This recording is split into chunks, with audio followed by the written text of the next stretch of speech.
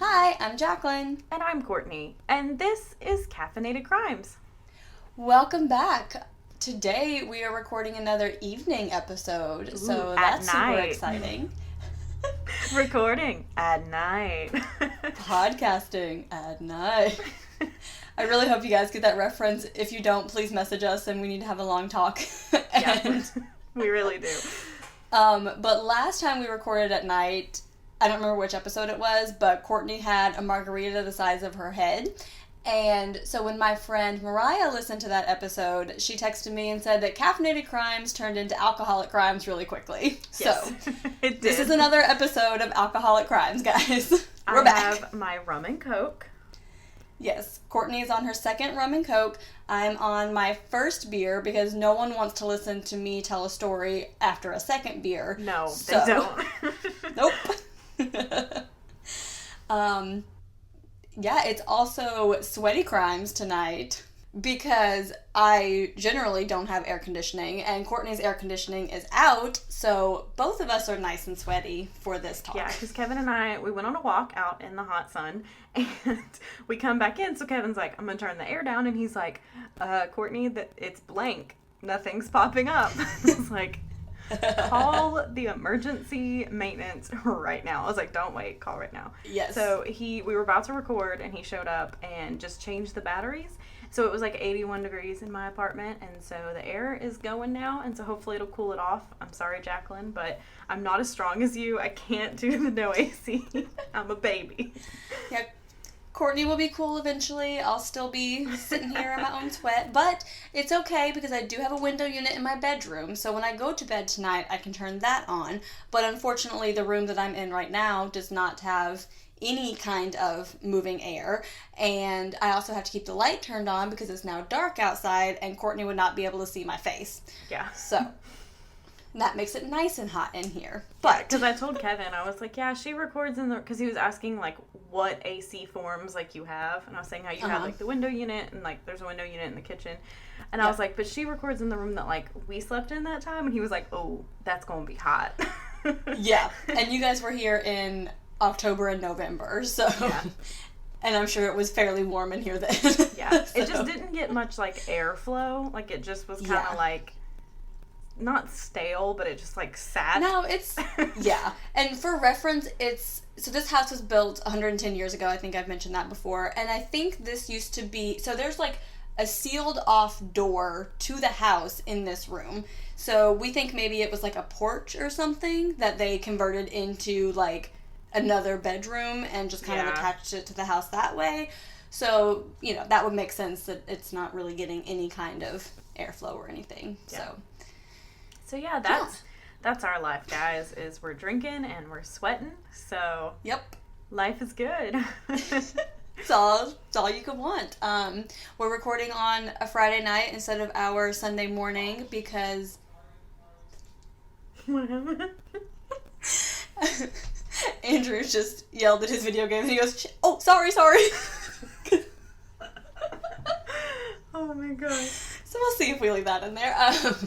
So we're recording on a Friday night instead of Sunday morning because Andrew and I are going up to the mountains this weekend for our anniversary. So super excited about that and wanted to make sure we got this episode in so that you guys don't have to miss a week. So yeah, we're trying to keep them coming.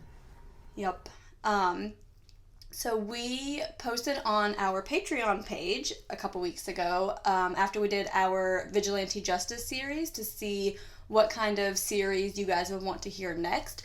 We did end up doing another Vigilante Justice series between these two because we just had too many that we found in the first round of research that we wanted to go ahead and cover.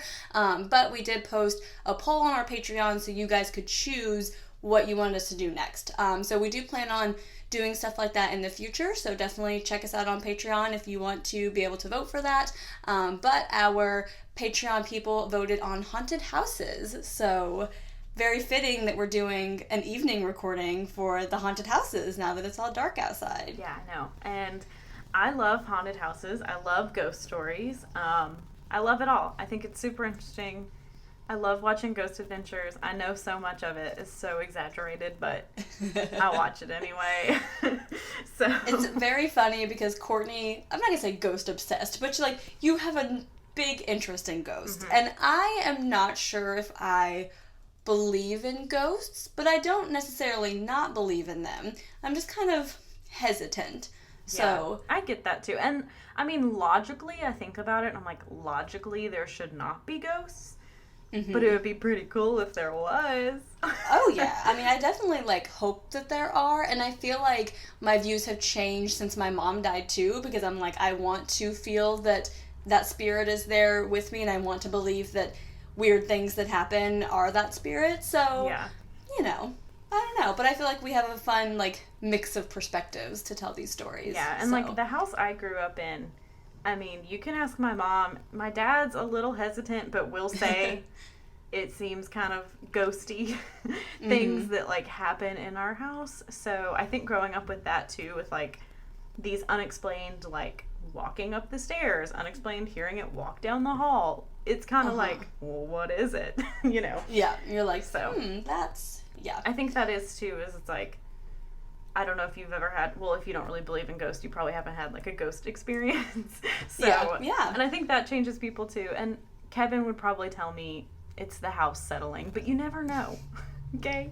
Never know. And there's a big difference between, a thump, thump, thump, I am walking, and, a, you know. So my favorite one, so it was, I think my dad was downstairs because my dad owns his own business and it's in our basement, so he usually spends a lot of time down there. It sounds creepy. I almost spit my drink out. That does sound creepy. It's not just so nonchalantly my dad owns his own business and it's in our basement. And of course it's a dental lab, so everyone probably thinks it's a meth lab, but it's not. It's a finished, nice basement. It is. And it's so funny because to us, that's so oh yeah, Courtney's dad's business in his basement. But just hearing it from someone who doesn't know you listening to this, I was like, oh. That does. I didn't even think about it.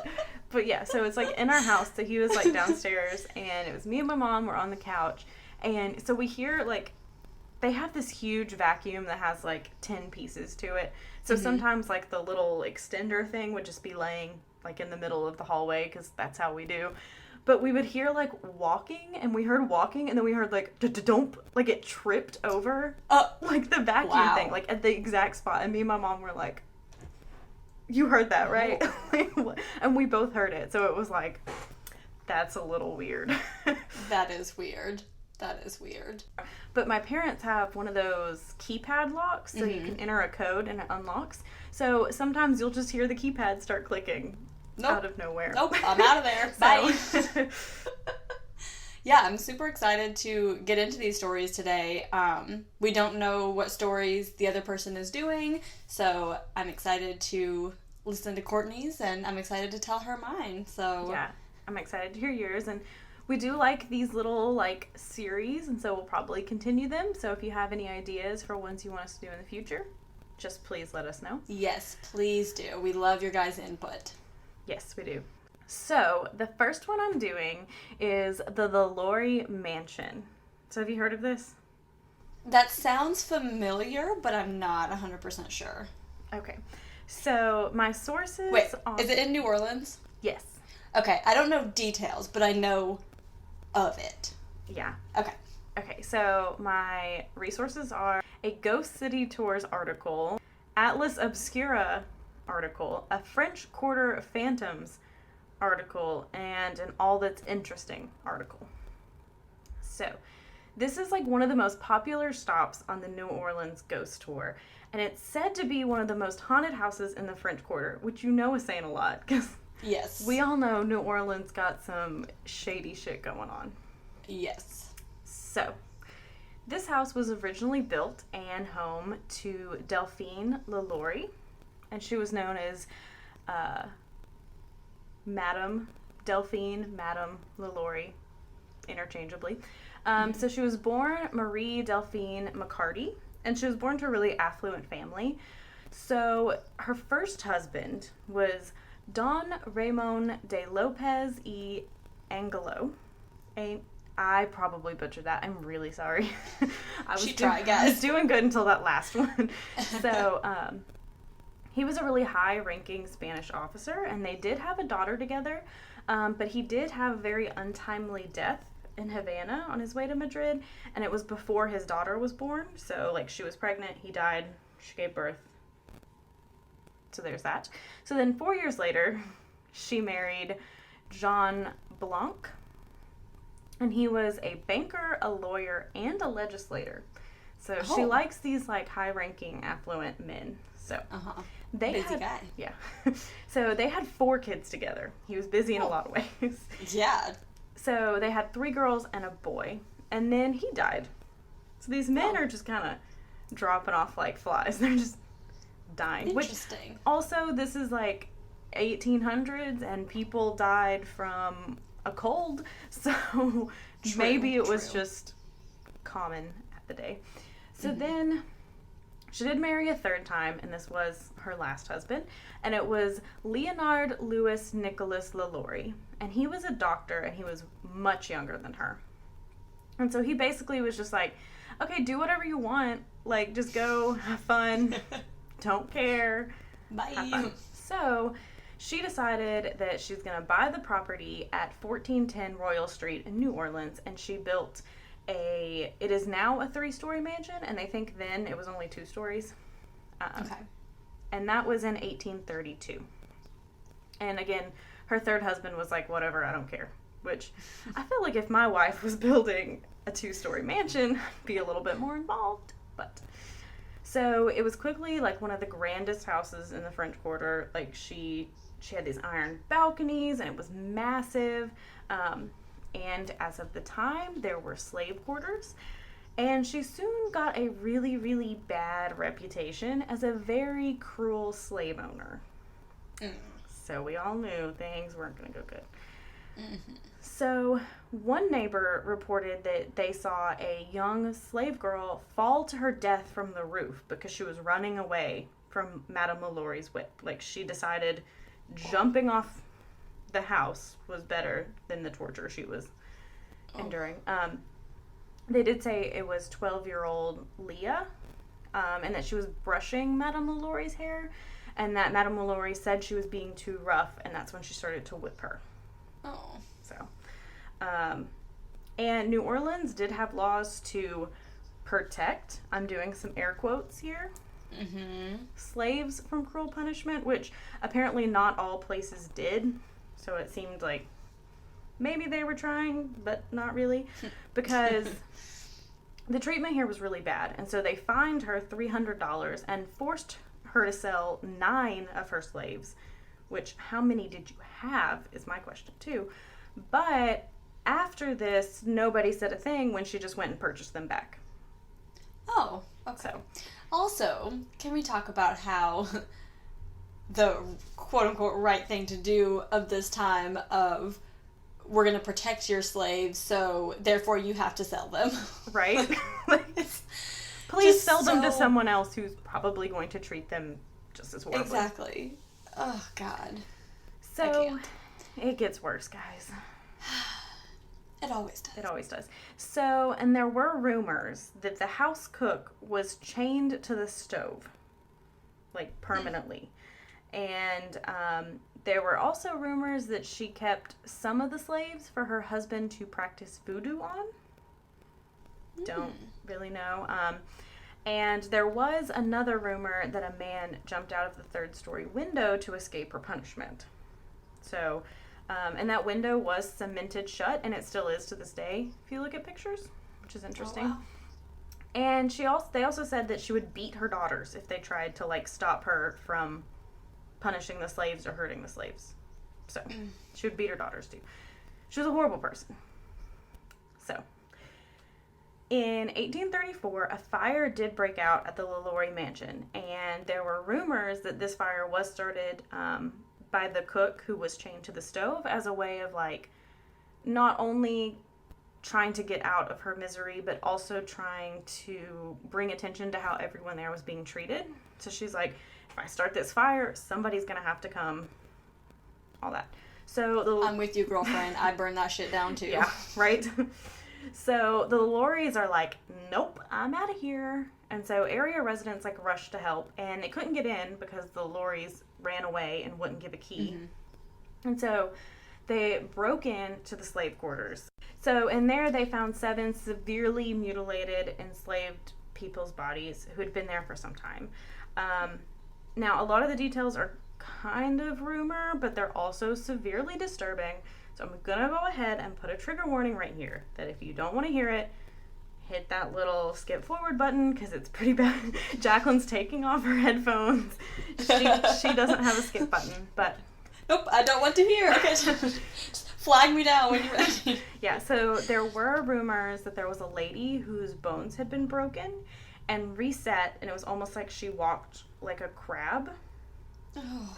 And there was one, I'm not sure if it was a man or a woman, who had a hole in their head with a wooden spoon in it because she would try to scramble their brains. And another one, I don't know if this was a man or a woman. What? I'm just... yeah. There was another one, I don't know if it was a man or a woman, was found with their skin peeled back so they could see, like, the muscles and all that. I mean, it's horrific. Like, just absolutely horrible. Awful. So, obviously, when people see this, they're like, yeah, no. So, an angry mob comes up to the mansion and destroyed everything they could get their hands on. Nice. So, they were like, fuck you, fuck your house. We're gonna tear this shit apart. And so after this, it is kind of uncertain what happened with Madame LaLaurie. A lot of people said that she fled to Paris to live out the rest of her life. Clearly, she was no longer welcome in New Orleans. There was rumors that she did come back to New Orleans under a different name. So her body, they don't really know where she's buried or where she officially went, so she kind of just disappeared. But she now is known as, like, the cruel mistress of the haunted house because she was horrible. So, obviously, this house is not off to a great start in its existence. It's got some bad juju going on. Real bad. So, they converted this building into apartments because it's so big, and they're like, we can make more money, whatever. So, in 1894, a resident in the apartments was brutally murdered. And they found his belongings had been ransacked as if someone had went through them. And police assumed he was just a victim of a robbery, even though nothing of value was stolen. Kind of weird. Interesting. But there was some interesting kind of accounts regarding his disappearance. So one friend was said, yeah, he just kept saying he had issues with sprites, which apparently means ghosts. I had to look that up. In his house. And that, I guess he kept having these interactions with these ghosts. And his friend was like, your imagination's just running off with you, whatever. But the man who was murdered did say that one of the demons said he would not rest until he met his end. So, interesting. Kind of weird with that. So then, what do you do with a haunted building? You turn it into a school for all girls. Oh, yeah, that's what I would do too. So it was, and this is the mid to late 19th century, and it was going to be a mixed school, but people are racist and they really didn't like that. So it was an all-girls, primarily black school. And so then the girls would kind of keep coming up to the teachers, and they'd have bruises and scratches and telling these stories. And when they asked who did it, they would say that woman, which we all know Madame LaLaurie did not really like anyone who was not white, apparently, or anyone at all, probably. But they really don't know if it's just the girls playing tricks, which I don't know why you would play that trick, or not. They don't really know. So after this, there's not too many stories. It was turned into a private residence, and then a furniture store, a homeless shelter, and now it's a private residence again. Nicolas Cage did buy this house in 2007 for $3 million. And then his career tanked, and he filed bankruptcy and lost the house. That's crazy. Okay. Yeah, and so a lot of locals were like, this is Madame LaLaurie's curse. This is what, you were doing great, you had all this, and then you lost the house because it's cursed. And now it's apparently owned by an oil tycoon from Texas who's only lived there once. So he only stayed, like, for a brief amount of time and then just hasn't been back. So, is there anyone or anything in the house, or it's just, like, empty? I did see an article of this woman who was, like, remodeling the house. She was, like, the designer for, I guess, this guy. But it kind of sounds like he just, like, bought the house, spent all this money to decorate it, and it just kind of sits empty, basically. I have a lot of questions. Like, yeah.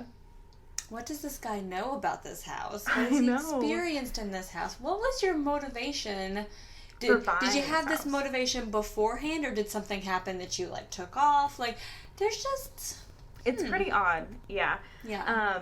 And I can't find, like, too much detail of stories between this, but, like, a lot of people say they just get, like, bad vibes from this house. They get, like, on the ghost tours, people are like, I can just feel something not right about this house. Yeah. But yeah, and also it was portrayed in American Horror Story Coven. So it is, Madame LaLaurie is played by Kathy Bates. And they took a lot of liberties with the story, but, I mean, some of these stories, I don't know if they did take too many liberties. Right. But it is a great season. I loved it. So you should go watch it, everybody. They did not film in this house. They filmed down the street, I think I read, because they were like, okay. I ain't touching that. I don't blame them. And so that is, like, the cursed, horrible history of the LaLaurie Mansion. That's crazy. And New Orleans is definitely on my list of places to go, so we should definitely do that. Mine too. Sorry, I was taking a sip of my drink. And by a sip, Courtney means a gulp. Yes. Homegirls don't take no sips. No, but yeah, it's just, it's a crazy story, and you can't go in the house. Like, I wish they would kind of open it up for tours. Like, that'd be kind of interesting. But I'm surprised that guy hasn't yet. I mean, especially if you have that much money, like, all you have to do is hire a couple people to work there, and you're gonna, like, make all that money back plus some. Like, because, I mean, he's like an oil tycoon, too, so, you know, he's probably super rich. And, like, make it a bed and breakfast. Like, people would stay... Jacqueline would not, but people would stay in that shit. Courtney would. Yep. So... We'll go visit New Orleans, and Courtney can go stay there, and I'll go stay somewhere else. Yeah, but I definitely want to see it, because, I mean, that is a crazy, horrible history. Yeah. And, I mean, it's a beautiful house, but, like, so many just horrible things happen in that house, and, I mean, who even knows the extent of it? It's just disgusting. That is. Well, thankfully, mine is a little bit lighter, so we can kind of have a little roller coaster here. And there's not a whole lot of details on this one, but I decided I wanted to pick my houses, like, somewhere that's kind of personal to me. So I tried looking for Wilmington houses. So I used to live really close to Wilmington, and Andrew and I went there every single weekend to have brunch and to, like, walk on the Riverwalk. And so it's just, like, a super cool place, and I love it. And Courtney and I went on a ghost tour there one time. So I originally was like, well, let me try to find one of the places that we went to. But then I found this place that's haunted, and I was like, well, I gotta cover this one. Because it is the new Hanover Public Library. Ooh. So, Courtney and I love a library. We do. Anytime we go to a new city, I'm like, let's go to the library. I want to see how it's work. I used to work in a library, so that's a little bit more, but I'm like, I want to see how they do things. Yep. Fun fact, Courtney and I both volunteered at the local library for our National Honor Society hours in high school, and then Courtney went on to work there. So Courtney and I have a deep love for libraries. And I don't know if you remember this, Courtney, but I don't know if it was the first time we went to Wilmington, but one time when we went to Wilmington, the library was closed because it was under construction. Because I remember you were super disappointed because we walked right by it, but you couldn't go in it because they were, like, rebuilding something. I think I remember that a little bit. Do you remember that? Yeah. Okay. So most of my information came from a couple of local Wilmington newspapers, as well as the book Ghost from the Coast by Nancy Roberts, which has a bunch of really cool ghost stories, like, all along the eastern coast of the United States. So basically, there are reported to be 2 ghosts in the new Hanover Public Library. So one of them they call the Colonel. So he was a lieutenant colonel in the 3rd Cavalry, 41st North Carolina Regiment during the Civil War. He was also the mayor of Wilmington at one point, and his family lived on the grounds where the library now is. So, and he was killed in a duel. I don't have any more information other than that. I don't know what kind of duel or where or how, but his family did live there when he was killed, and his family actually donated a lot of books, like, from their, like, private library to the public library. So they're all in the historical section, which is where most of the ghostly activities here take place, is in this one room in the library where all these books are. And so they say that you can, like, hear him, like, pacing back and forth all the time. So that's all there really is about him, but he's there. Yeah. And then the other one, which I just think is so adorable, so they call her the historian, and it was this little old lady who lived in Wilmington, and she was, like, this local historian who spent a lot of time at the library, like, doing research mostly about the Civil War, and after she passed away, then, like, weird things started happening in the library. So, like, in the room, like, the same historical room where his family's books were, people would be able to hear, like, pages turning or books being shelved or just weird little noises when there was no one there. So, like, librarians that worked there would be like, I'm literally the only person in here. It's like, 7:45 at night, we're about to close, and I hear someone, like, putting books away in this room, and I know no one is there. Yeah. And there was a woman one time who said that she was about to leave the library, like, they were about to close, like, she was walking to, check out? Yeah. Is that still... Okay. I was like, is there a different word? So she was, like, walking to the front to check out, and she saw this lady, like, go around the corner, so she's like, oh, let me make sure she knows that they're about to close, and she tried to, like, catch up to her, and she couldn't. So, like, several people have actually, like, seen her going around the shelves. Yeah. And several of the librarians who worked there and knew this lady said that she looks very similar. And then the book that she was often reading for her research was called The Papers of Zebulon Baird Vance. So that book is found often, like, left out on a table. So the same book will just appear randomly on a table for no apparent reason. Yeah. And according to the University of Illinois Library Guide, I'm not quite sure why they have this information, but according to them, in 1995, a young boy found an envelope inside this book that was addressed to the lady who was the historian. So that was just a little interesting tidbit. And they also report that sometimes they will, like, lock everything up and leave the library for the night, and then they come in the next day and, like, everything is, like, unlocked and all the drawers are opened. So just weird little spooky things like that. Where it's like, probably no one broke in, because why would you do these things? Right? Like, why would you break into a library and just, like, move some stuff around?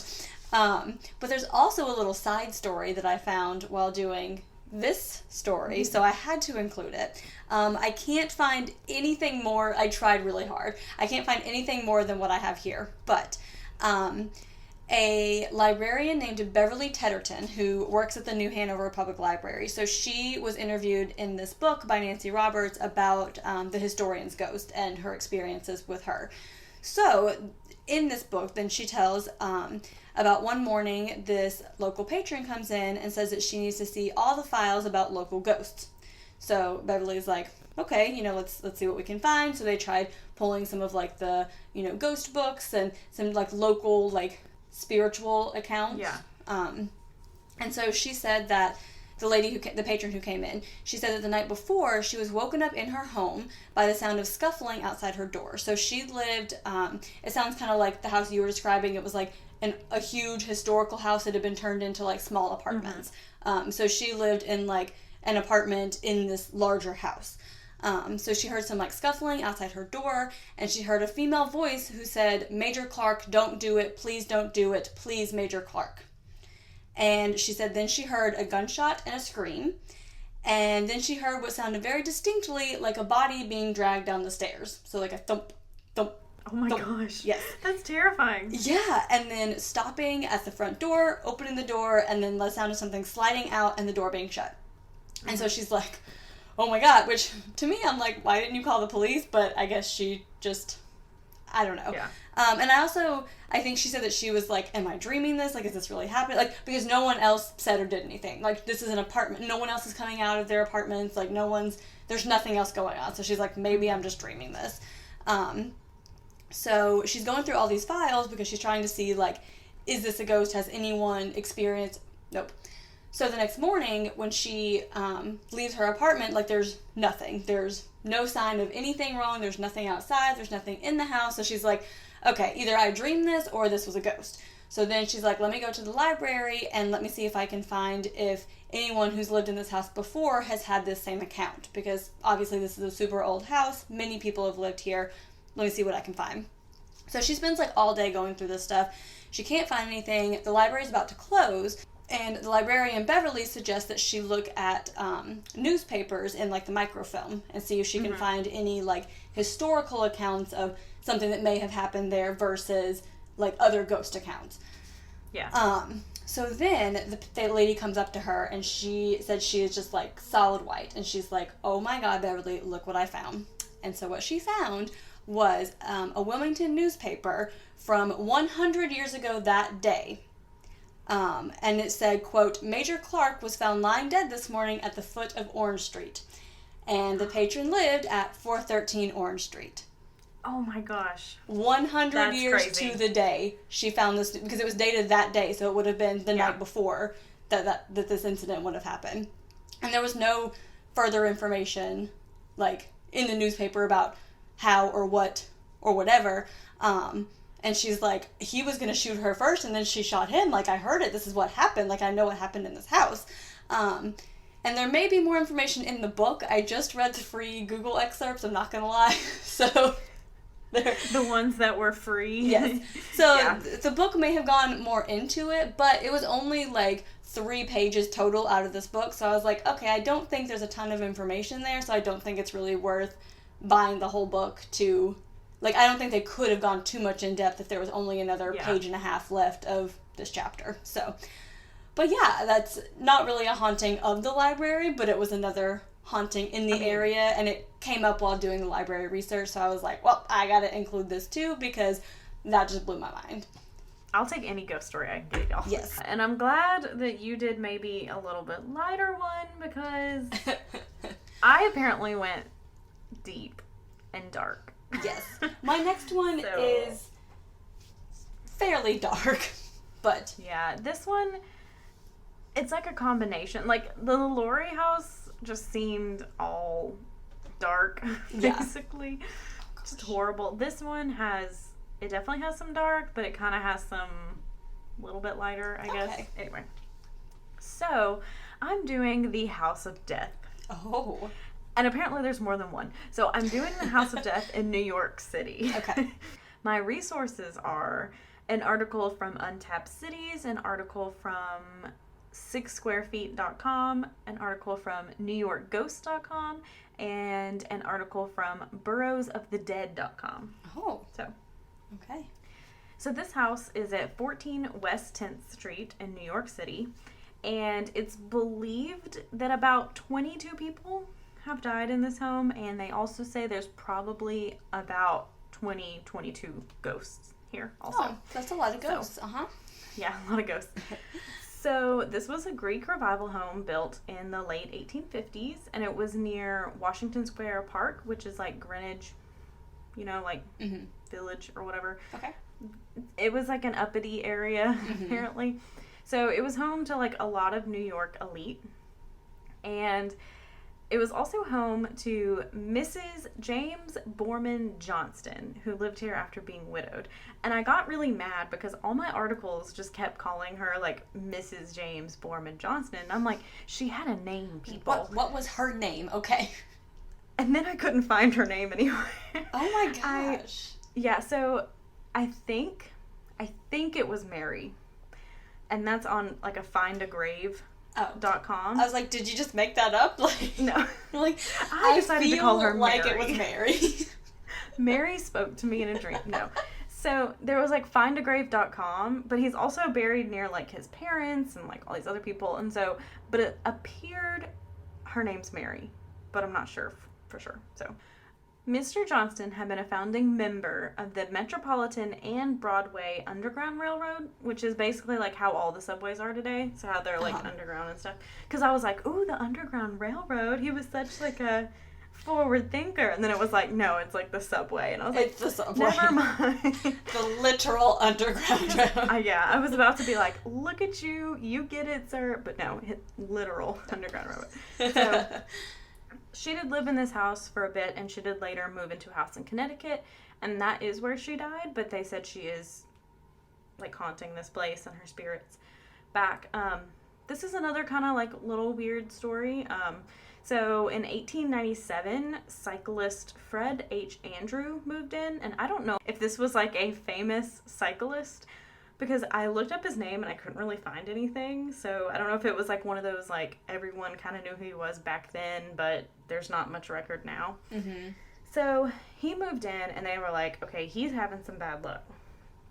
And one day he got into a reckless bike riding incident, which I don't know what he was doing, but he collided, he collided with an 8-year-old boy, and the boy broke his leg and Andrew was arrested. And so after this, people are like, maybe this house has some, like, bad vibes. Like, maybe it's a little cursed. Wait, are we done with the bicycle incident? There's no more information? There's no more information. I can't find anything.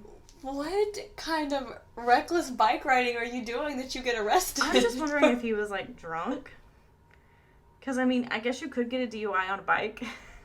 I'm pretty sure you can. Because, I mean, a bike on the road does function, like, as a vehicle, but yeah, and I don't really know what that's it.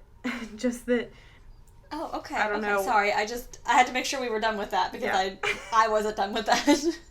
I tried Googling his name. I tried so hard and I was like, I can't find anything. Interesting. So, okay, all right, cool. So then in 1900, the most famous person to live here moved in. Okay. And that was Samuel Clemens or Mark Twain. Oh. So he lived here for about a year. Not too long, about a year. But apparently he just laughed at the idea of ghosts. He was like, they're not real. You're stupid. I don't believe that. And everyone's like, that house is kind of haunted. And he's like, psh, psh, whatever. So he's Andrew. Yeah, basically. So he was even said to, like, have possibly had, like, a ghost interaction. So one night, he was sitting there, and there was a piece of, like, kindling wood that started moving by itself, like it was, like, picked up in the air. So, like any normal person, he grabs his pistol and shoots at it.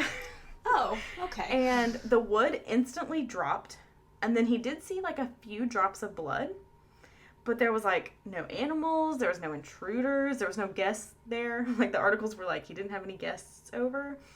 But he was just like, no, it must have been a rat. Which I'm like, okay. Like, why was a rat picking up, like, a burning piece of wood?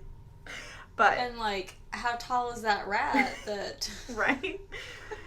So... Did you find a dead rat? Yeah, like, you shot at the rat. That? So, it doesn't make sense, but he was just like, no. Mm-mm. So, he only lived there for about a year. And then he did later die in, like, 1910, somewhere else. I don't know where, I didn't look that up. But he is rumored to haunt this place as well. And in the 1930s, a mother and daughter who were living there said they saw him in a white suit, and he came up and said, my name is Clemens, and I has a problem here I gotta settle, and then disappeared. Oh, okay. And other people have kind of said they've seen him around as well. And then there is the next guest I talk about does talk more about having a connection with Mark Twain's ghost, basically. So, and today there is a plaque outside that house in his honor saying he lived there. So it's pretty cool. That's cool. So as New York grew, a lot of these large houses were then converted into multifamily apartments. And so this house was turned into like 10 units where people could live. So in 1957, Jan Bryant Bartell, who was an actress, and her husband moved into the top floor apartment, which was the former slave quarters. So I already know wherever that is, it ain't going good.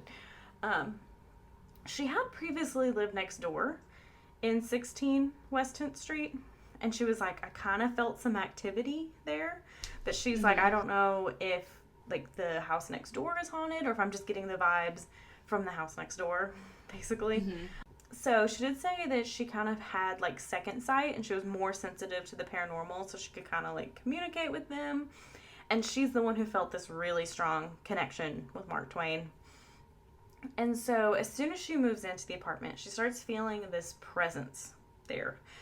She kind of described it as just, like, this moving shadow that was always there. And she would, like, occasionally feel, like, a brush against her neck. And she said she smelt, like, a rotting odor throughout the apartment, like, frequently, which is just like, did you not take your trash out? I don't know. Like, gross. What is that? She said she did see a man one day and that she reached out to touch him. And she said it felt, quote, this is a quote from her, like a substance without substance. Okay. And I'm like, I don't, but she said it was like a chilly and damp, like a mist. I guess, like, if you were touching kind of like a cloud or, you know, something like that. Okay. Yep. And she documented all of this in her book, Spindrift, Spray from a Psychic Sea. And she completed that in 1974. So, you know, she said she had this second sight, and so she was writing down all these interactions she had. All the articles after this say that once she completed her manuscript, she died from mysterious circumstances. And I was like, well, what does this mean? So, of course, I'm having to dig. Further Google searching. And I couldn't find much. I did find, again, findagrave.com. And it said that she died of, quote, apparent suicide. But I don't know if there was, like, something mysterious with this, like, suicide that's like, this doesn't feel right. I don't know. I don't know much more detail on that, but she did die shortly after she completed this book. And she believed the house was cursed. And now let me tell you, if this house was not haunted before this, it's going to get haunted. Because this, when I read this story, I texted Jacqueline and was like, I can't. I was like, I don't know what to do with this story I just read. So, and this is kind of going back with, like, the house being cursed. I guess they think people who live there are not overtaken, but you know what I mean? Like, bad things start to happen. So, a man named Joel Steinberg lived here, and he was a former New York defense attorney, and he apparently wasn't a great guy.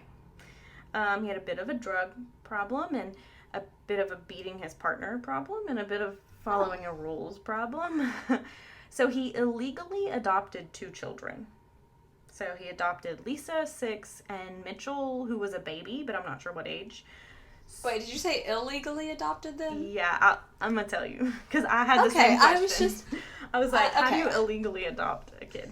So. I didn't know if I just heard that wrong or... Okay. So I'll wait for more info. Yeah, basically, Lisa's mom, Michelle Louders, she was a single mom, and she basically was paying Joel to find a suitable home for Lisa. And I don't know, I mean, he's a defense attorney, but he doesn't seem, I don't know why she went to him. I don't know if there's something weird with that. But she was like, please, like, help me find a suitable home for my daughter. I can't take care of her. And instead, he just kept Lisa. And he did the same thing with Mitchell with, like, another mom. But he never signed any paperwork. He never went through the proper channels. He was just like, yeah, I'll find him a home, and kept them. This sounds like a Law & Order SVU episode. It's not SVU, though. It's just a Law & Order. I know. I got so excited to tell you. I was like, oh my God, Jacqueline, it's a Law & Order episode. And then I clicked on it. And it wasn't SVU. I mean, it might have been, but I didn't find information that it was. Gotcha. So there was, like, 2 Law & Order not SVU, just Law & Order episodes. Like, one about this and one about kind of what happens in the future. So it seems he kind of did the same thing with, like, baby Mitchell, where he just, like, kept them and didn't sign any paperwork, didn't tell, like, the official adoption agencies. And this was, like, the 1980s, so at that point they probably had good, like, adoption systems that you could probably just sign some paperwork. Like, you're a defense attorney, I'm sure you know the law. Yeah, it seems like pretty simple process at that point, too.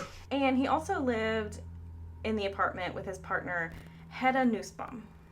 So one day, Joel was a little bit high on crack cocaine. A little bit. Just a little bit, not like all the way. And he beat Lisa and left. Okay. And Lisa was 6, just to give you an idea. And so she was found in the second floor apartment because officers received a call about a child not breathing. So they entered, it was like the second floor apartment, and she was unconscious, and Mitchell was tied to a playpen, and it was covered like in filth and his own pee and all that, like really bad situation to walk into here. So sad. Lisa was taken to the hospital, but she was brain dead and did die a few days later. Now, to make things worse, Hedda, the partner, was there when Joel hit Lisa, but she didn't call 911 for at least 10 hours after this happened. So she just kind of, I don't know what she did. I don't know, maybe she was high too or what, but she just sat there. It was obvious that Mitchell and Hedda both showed signs of abuse, so she wasn't charged. I think they kind of went with the whole, like, battered women's syndrome, but she did testify against Joel. Sorry, what year was this again? 1987. Okay. Which I find kind of suspicious, because I feel like back then they would have just been like, I feel like it's not as commonly known then as it is today, which I'm not saying this doesn't happen, but I'm also like a little suspicious about how she, like, Joel left, so why wouldn't you? It seems very suspicious to me. Some interesting factors there. Yeah, for sure. I mean, she did testify against Joel, so that helped. But Joel was convicted of first-degree manslaughter, and he was released in 2004. Oh. So he's out. Oh. And lovely. From what I heard, he's, like, living in Harlem in an apartment. Now, I saw this on Wikipedia, so clearly I don't think it's reliable. I tried really, really hard to research if this is true, and I can't find anything. So I need anyone who knows New York law to tell me if it's true. But Wikipedia says that the reason they couldn't go for first-degree murder was because at this time in New York, you could only do first-degree murder if you killed a police officer or you murdered someone while serving a sentence for murder. But that doesn't sound accurate. That doesn't seem right. Not saying it's not, but that doesn't seem... I mean, I tried to look it up, and everything I found just talked about, like, it's premeditation. Yeah. But I couldn't find anything being, like, 1987, 88 New York law. Like, I couldn't find any historical... Yeah.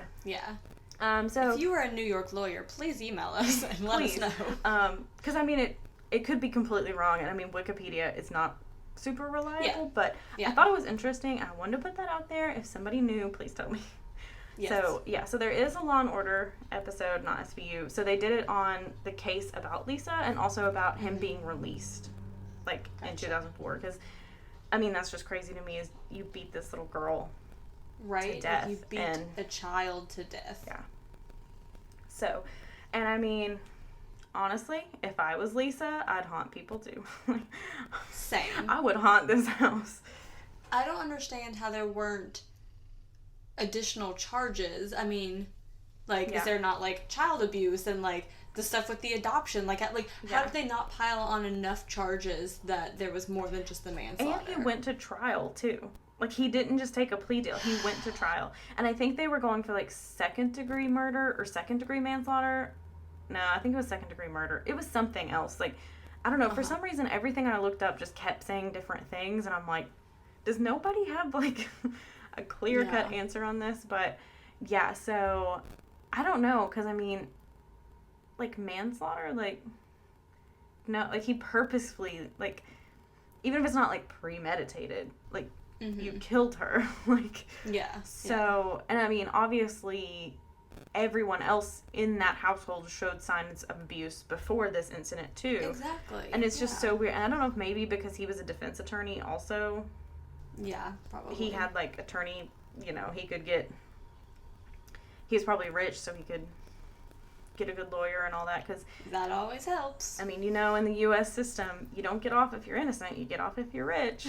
So, but, yeah, and so that's depressing. Yeah. And yeah, I'd haunt that house too. But it's a really old house, and a lot of people have died here or had significant meaning in this house, I guess. So many paranormal investigators have, like, come in and they say they sense the presence of a lady in white, a young child, and a cat. Which, I'm all here for a ghost cat. Like, I'm on board. It sounds like a good time. Yeah. So they do say that's possibly 22 ghosts, and there's quite a few, you know, people who died here. And they do say the most haunted place is in the staircase. So I guess that's... Can you see his little paw? Yes. He's like, I just want to touch you. Right after we started talking about a ghost cat, he just, like, put his paw on me and was just, like, sitting there. I'm like, what are you doing? Like, I'm a ghost. If I leave this Mom, my cat just very weirdly, like, intentionally put his paw on me and is still sitting there just staring at me with his paw on me. So, anyway. That's a little weird. Yeah. So, the staircase has a lot of the ghost interactions. And it is currently under private ownership. So I tried to look it up on Zillow, and I could see pictures of, like, one of the apartments. And it looks pretty nice, but a 1-bedroom, 1-bath was $5,000 a month to rent. Oh, is that all? So, yeah, that's it. Just $5,000. Yeah. But, yeah, so that is the story of the House of Death. That is a lot of... That was crazy. Yeah, because... And, you know, I was reading, like, ooh, Mark Twain lived there and this experience. And then I hear this story with Lisa, and I'm like, oh, my God, this is horrible. Right? Like, my goodness, that's horrible. Wow. Yeah, if you are a lawyer in New York and you know more details about this, please let us know. Also, if you happen to know anything more about that story, definitely let us know, because... Yeah. Because I was trying to think, details. too, like, with some of the stories we've done, and they usually get charged with, like, felony murder or just, like... Sorry, there was a motorcycle. But they get charged with, like, felony murder or just, like, murder, like a murder count. And it never, like, specifically said first-degree murder in, like, our 70s ones. And I was like, well, maybe? Like, yeah. But it also doesn't make sense at all. So, please don't quote me on anything being like, Courtney's an idiot. She said this. I don't know if it's true. Yes. I just wanted to say that so if it is true or not, then we can know. We're putting it out there so you can please correct us if we need to. I just really want to know what the truth is. Yes. So my story, I decided to do a Richmond local story. So this is the Tuckahoe Plantation. So most of my information came from their website, like the Tuckahoe Plantation's, like...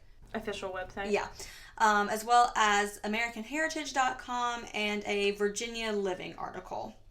So, the house at Tuckahoe Plantation was built by the Randolph family between 1730 and 1740.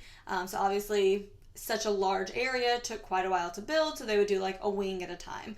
And so in this time, plantations were developed as like independent entities. Wow, that's a tough sentence. Instead of like cities or towns. So like basically they would have everything that they needed there. Everyone just kind of lived and worked, operated in this plantation just kind of independently. Yeah. At its height, it consisted of 25,000 acres of tobacco, livestock, and wheat. And I do want to make a note here as well that obviously this is a plantation in the South. It was primarily built by enslaved people and primarily ran by enslaved people. So I'm sure there are all kinds of not well-known ghost stories from those families as well. So I just want to put that out there. So William Randolph and Maria Judith Page had 3 children together before they died in 1745. So I'm not sure quite how old they were when they died, but like all 3 of their kids were still young. So in his will, William left his children to his cousin Jane Randolph Jefferson and her husband Peter Jefferson. So they moved into the home with their 2-year-old son Thomas. Yes, this is the Thomas Jefferson. So, okay. Yes. So this was Thomas Jefferson's childhood home. So his family moved in with him to raise the Randolph's 3 children. So they stayed in this house until 1752 when Thomas Mann Randolph came of age to care for the other children and to run the plantation. Which, by the way, that age was 12. So... Oh. That was the age where it's like, okay, plantation's yours. You can take care of everything. And can we all just sit here and think about ourselves at the age of 12 and how stupid we were? Can we not? Yeah, I mean, true, but... Yeah. I just thought that was funny, though. I was like, oh, that was the coming of age. Okay. So Thomas Jefferson did receive his first education in the one-room schoolhouse that's still there today. And few of the Randolph documents survive to provide any information on the enslaved people that worked the plantations while Jefferson's family was there. But later, Allen family records from 1859 list records of 62 enslaved people who lived and worked there during this time. So at the Tuckahoe Plantation today, you can find detailed information about those 62 enslaved people to make sure that they are remembered for the horrors that they went through as well as the contributions that they made to this area. But unfortunately, they don't have more information other than that. So after the Emancipation Proclamation, some freed families did remain on the property as paid servants into the early 1900s. I'm using quotes here because I do want to acknowledge that even after they were freed and were paid for their work, it still wasn't. They still weren't free. Barely paid, yeah. Yes. Just wanted to acknowledge that. But yeah, so this is the childhood home of Thomas Jefferson, so it is a pretty big, touristy area here. But the most commonly reported ghost is the Gray Lady, who is believed to be Thomas Jefferson's orphaned second cousin, Mary Randolph. Okay. So, yes. So she was not allowed to marry the man that she fell in love with. So her and this man ran away from Tuckahoe, but they found her and they forced her to return home and to marry this much older man that obviously she didn't want to be with. So she is reported to have gone insane later in her life, and they say that her ghost is found roaming the gardens trying to find her true love. And there are records dating this Gray Lady back to the 1800s. So, people who stay in the house report random chills felt throughout the house. Basically, the plantation today is still owned by descendants of these original families. But a section of the family that lived there in the 70s reported hearing ghost parties. So they would hear the sounds of clinking glasses, chatter, music, dancing, just kind of... They were just having a good time. Exactly. So they would hear that downstairs, and so they would go downstairs to check it out, and then it was completely silent. And then they'd go back upstairs, and the party would start again. Yeah. So lots of supposedly ghostly things going on. That kind of just makes me think of teenagers partying, and their parents come down, and they're like, everybody be cool. It's pauses the music and hides behind the furniture. That's just what I picture, these teenagers being like, shh, shh, shh, shh. Okay, they're back upstairs, party again. Okay, here we go. They're never gonna know. Another common experience at Tuckahoe Plantation is the sound of child's cries. So I did find this other story that may explain this. So, in 1793, 23-year-old Richard Randolph and his 17-year-old sister-in-law, Nancy Randolph, so this is his wife's sister. Okay. Wait, are you sure? Yes. They both have the same last name, Randolph? Yes. Is this some incest? Kinda. So... Sorry. I did confirm that I do have the right names and relations. Okay. So it is Richard Randolph and his wife's sister, Nancy Randolph.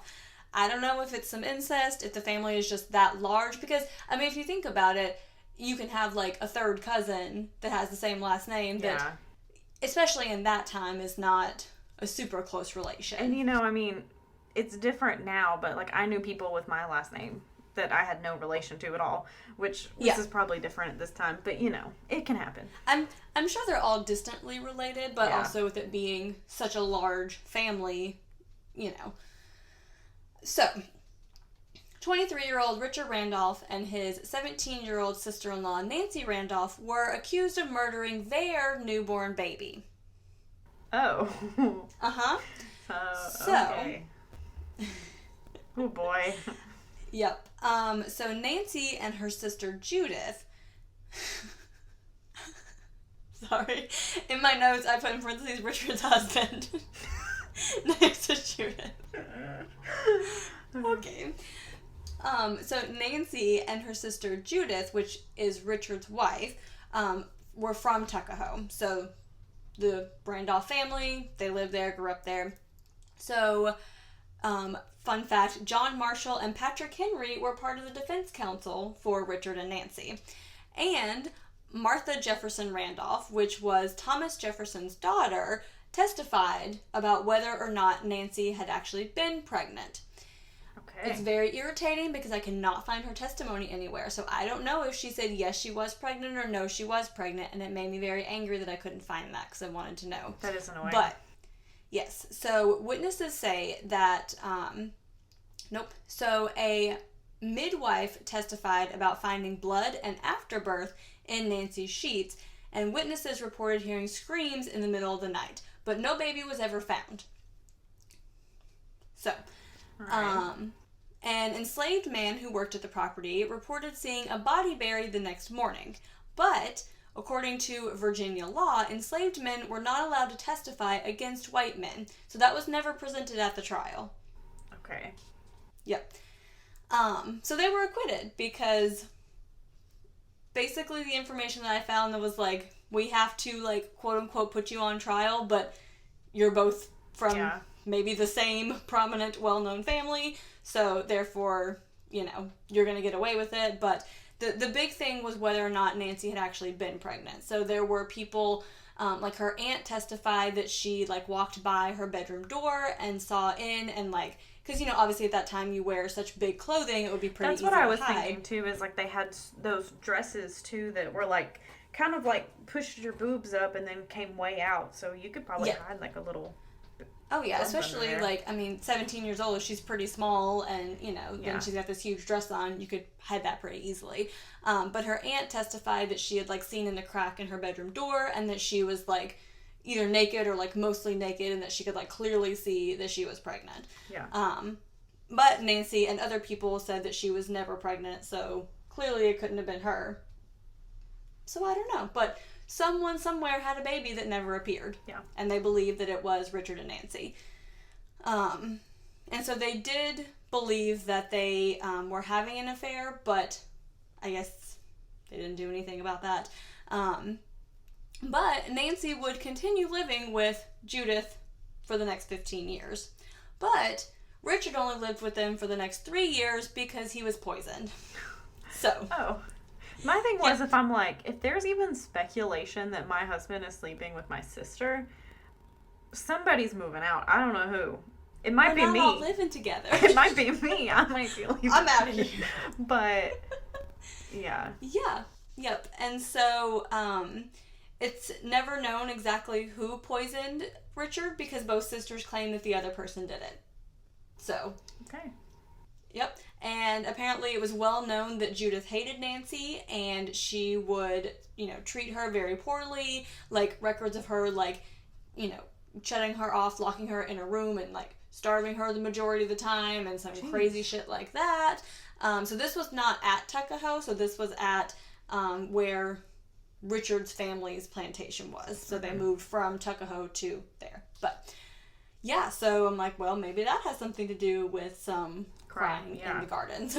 And again, this is a plantation, so there is a lot of history of abuse and torture and just unspeakable acts that occurred there. So I'm sure that has a lot to do with some of the ghostly activity that may happen there. But yeah, that is the story of Tuckahoe Plantation, which was Thomas Jefferson's childhood home. Yeah, I knew Thomas Jefferson lived in Virginia because I listened to Hamilton.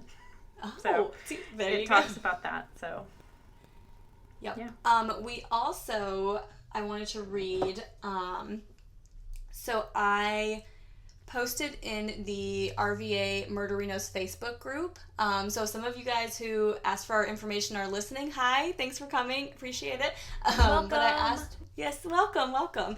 And so I was asking for local haunted houses. So I got some good suggestions, the Tuckahoe Plantation being one of them. There are a lot here, so we'll probably do this series again because we both found a bunch of stuff that we want to cover. And it's a series. Yes. So I did get an email from Eva about a haunted house that she lived at here in Richmond. So we just wanted to read her story as well. So she says that she lived in a historic row house that was built in 1900, and she doesn't know much else about the home. So now it's a duplex. So like we talked about with many of these stories, it's an old historic home that was turned into like some multifamily living, and it's pretty popular with students nowadays. Okay. So she shared it with 4 other roommates, and there were 5 frat brothers downstairs that they would steal beer from when they threw parties without giving them a heads up, which sounds like a good time to me.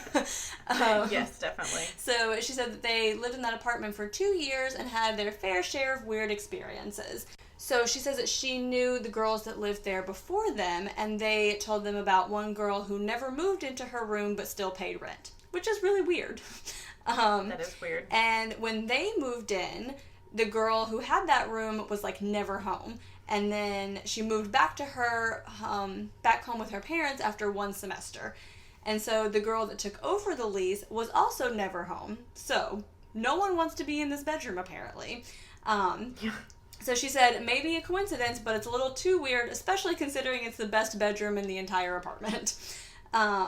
And she said that about a year ago, the girl whose bedroom was beside hers heard like a distinct knock at her door at 3 a.m. And she said the next morning that she asked her if it was her, and she's like, no, it wasn't me. And a week later, the same thing happened to her, but she was like, okay, shrugged it off pretty quickly. About 5 months later, another roommate and Eva were sitting in the living room one night when they heard a knock on the wall, and they were the only ones home.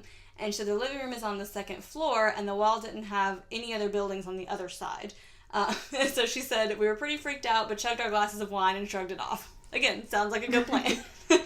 Yeah, for real. And she said the last paranormal experience occurred a few months later. She said that she came home from work at the same time as another roommate was getting home from school, and it was around midnight on a Monday. And she said everyone else was either asleep or not home for the night. So they locked up the house, went to bed. About half an hour later, she heard someone walking up the stairs. So they lived on the 2nd and 3rd floor of this building. And the front door is on the 1st floor and like opens up to a flight of stairs. So then they walked to the front of the house. And so she thought it was weird, but she was way too tired to care. And about 30 seconds later, she heard footsteps sprint to the back of the house, like where the stairs would end up. So she said, needless to say, I was terrified, but had my cat to cuddle with for comfort. And she said nothing really happened after that, but that they never felt unwelcome in the house either, but they definitely never felt alone. And she also added a PS that one time they found a human-sized poop in the living room one afternoon, and it definitely wasn't any of their pets because they were all small, and they couldn't figure out who it was, so it had to have been the ghost. So, that's a great story. Yes, so thank you so much, Eva, for sharing your story. We appreciate it. Yes, definitely. And if you have a story, please send it to us, because we want to hear it. I want to hear it all. I love stories like this so much. So we know you guys are out there because we get the statistics of the podcast downloads every week. So we know you exist and you're listening. So reach out to us because we love to hear from you guys. Yeah, we really do. So that was our haunted house series. Again, that was selected by our Patreon people. And let us know if you guys want to do more of these, like if you want like a volume 2, like we did with Vigilante Justice, or if there's like a different like series, like themed series that you guys would like us to cover. Definitely let us know. So Courtney, what is your perk of the week? Okay, my perk of the week is I don't even feel like I can call her a friend. She's basically like my second sister at this point. So it's my older sister's best friend, Katie. And basically they've been friends since like my sister was in 2nd grade, and so they kind of became friends when I was like 2. So I literally do not remember life without Katie. And she had moved off and went to get her master's degree and all that, and so she now lives in North Carolina, and so especially with COVID and work schedules, we haven't gotten to see her. But she did come into town just to see her family, and so I got to go over to my sister's house, and we all hung out, and it was so nice to see her and get the 3 of us back together. And so many of like my good childhood memories include her and my sister, mostly my sister telling me to go away and leave them alone. Like you do. Yeah, but they always, I mean, now we're all 3 really close, and it was just really good to see her, especially because it's been a while, and with COVID, we didn't know what would happen. I mean, it sucks because we kind of always had these little traditions we'd do when she came to town, and we can't really do it because we don't feel safe going anywhere, but it was nice to just hang out, and I got to see my little babies, my niece and nephew too, so that's awesome. It was nice. That sounds really nice. So, Jacqueline, what is your perk of the week? So, my perk of the week is the Netflix show Dead to Me.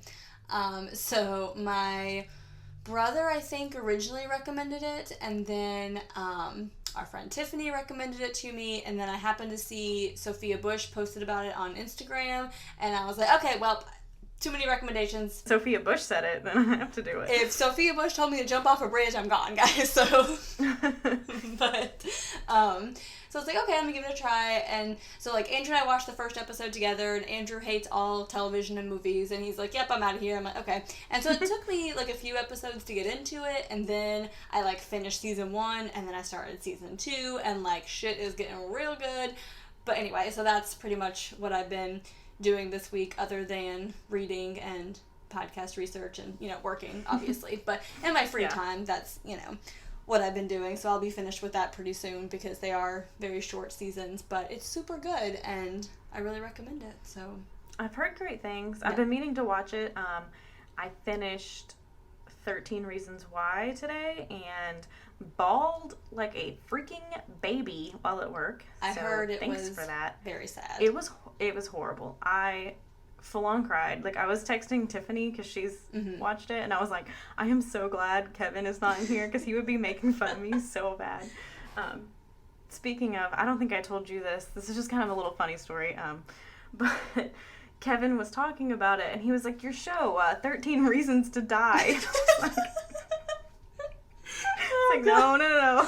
That's not he said it like Kevin. He said it like seriously, like he didn't know, so he was just like said it. Yeah, that sounds about right. But yeah, so I bawled like a baby at that. So I need like because it's like a funny, like dry humor show, right? Yeah, it's like I need a dark to watch comedy. Yeah, definitely you will like it for sure. Like I said, get past the first not that they were bad, they were just a little slower, I guess.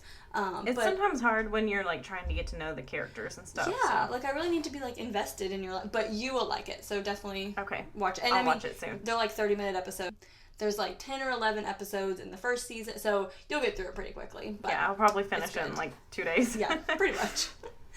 So yeah, if you want to let us know what shows you're watching, or send us your ghost stories, or anything else, really, if you just want to say hi, we like that too. So you can email us at caffeinatedcrimespod@gmail.com. You can find us on Instagram at caffeinatedcrimespod. And just a reminder, we are still doing our contest. Once we reach 50 reviews on Apple Podcasts and 100 reviews, and 100 followers on Instagram, we're going to draw 2 names to get one of our pins, stickers, and a $10 gift card to a coffee shop of your choice. And we also decided this week that we're going to do multiple entries if you share our information. So if you share us on Instagram in your story or, whatever, definitely consider doing so, and you'll get some extra entries into our contest as well. So yeah, just tag us and we'll be sure to, put it in our little spreadsheet, have you as an extra one. And if you do feel so inclined to support us, you can do so at patreon.com/caffeinatedcrimes. And just a little extra in there, in my first story, I did use slaves and enslaved people interchangeably. I did not mean any offense. If that is, I did not mean to.